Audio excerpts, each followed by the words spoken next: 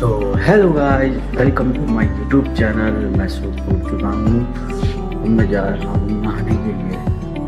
Okay भाई, बाद में मिलते हैं। सो हेलो गाइस, मैं आ गया हूँ नहा कर। मैं जाऊँगा पूजा करने।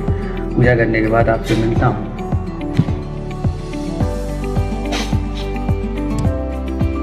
हेलो गाइस, मैं पूजा पाठ करके एकदम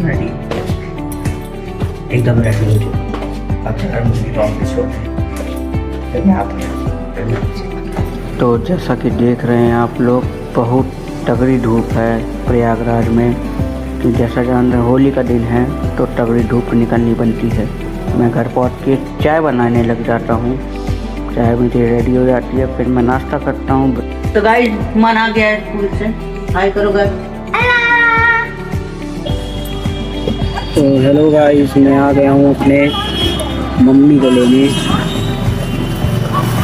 हाथ धुल के एकदम टाइट हो गए।